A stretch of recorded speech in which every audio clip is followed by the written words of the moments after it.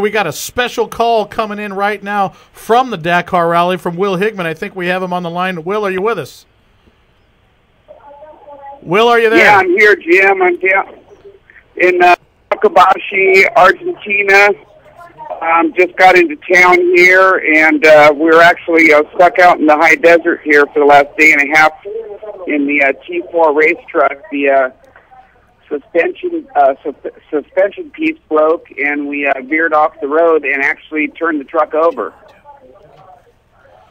Wow, I was wondering when I heard that if you were in fact in that truck, and that is the case. What is your status at this point?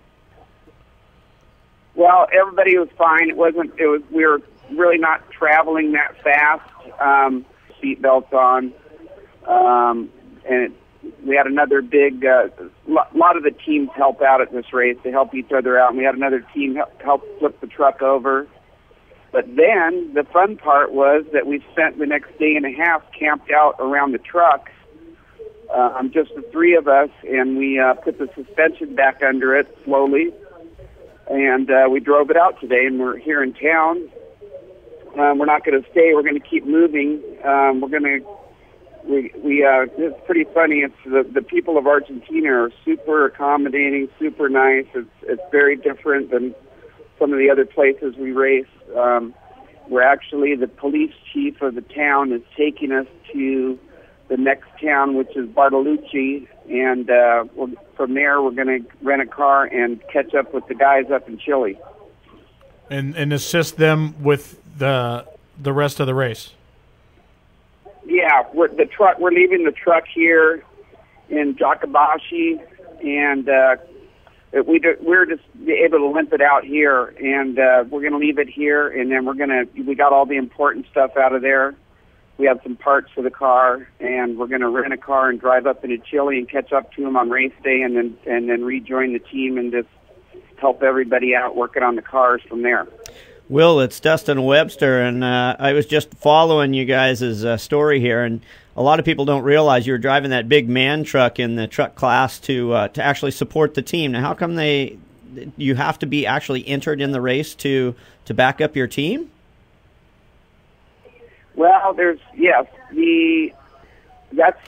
while the race cars are on the race course, the only assistance they can have is for themselves to fix their own car, or another vehicle that's entered in the race can help them.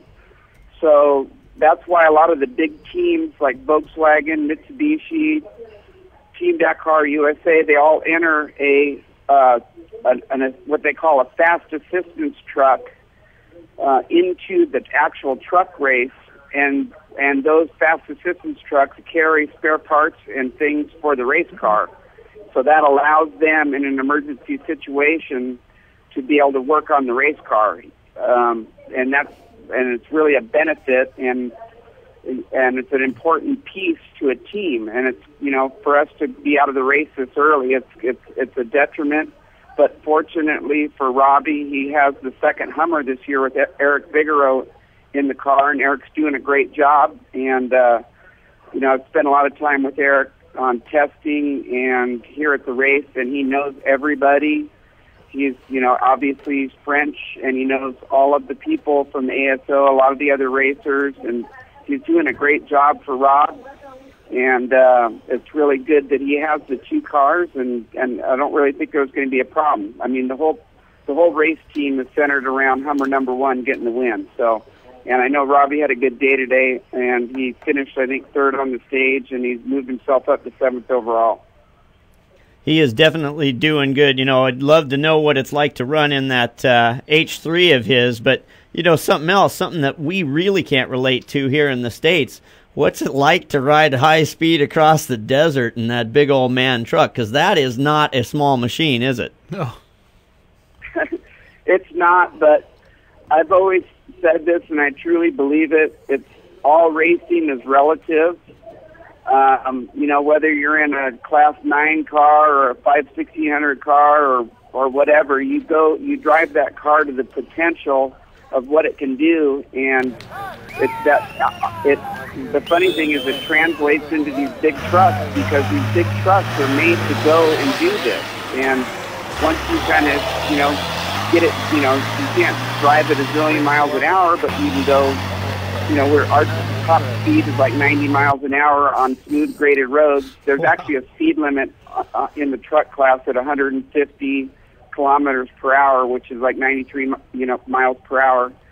But Good. You can get them moving, but they're built for it. And our truck had modified suspension. We were actually entered in the modified class this year, which has a little more suspension allowed, and it's surprising what these things will do.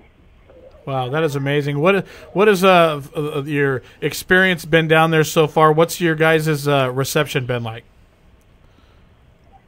You know what? It's been incredible down here. And I knew this before we came to South America, but the race is being run in more of populated areas. The bivouacs are in towns of 50 to 100,000 people, and even more. In Buenos Aires, there's 13 million people. It was crazy. Wow.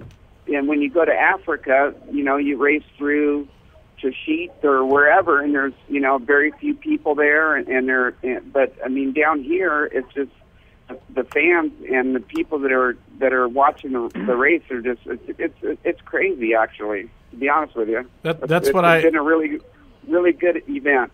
That's what I understand, and I believe we have one of your sponsors, Joe, on the line as well, who just got back from there. Joe, are you with us? Yeah, hey, it's been great to hear from you, Will. It seems like we had to travel from the top of the world down to the bottom of the world to get to Dakar. I flew on Air Canada through Toronto, and it was just fantastic to see you there at the way the ASO had the Dakar organized 3 days in advance for all of the teams.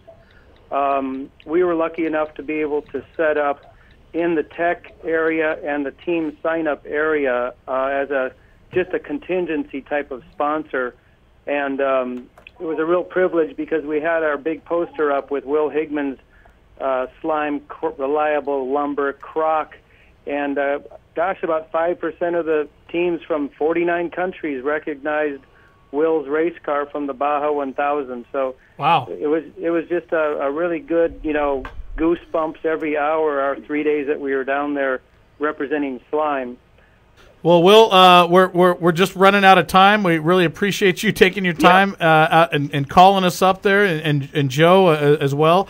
Well, I'll tell you what, it's been fun following along with you guys. I've been checking into the website, RobbieGordon.com, and they're actually doing a good job of telling your story and tracking you, and obviously Dakar.com. Go check it out and go get some slime in your tires, and then maybe you can go race Dakar next year.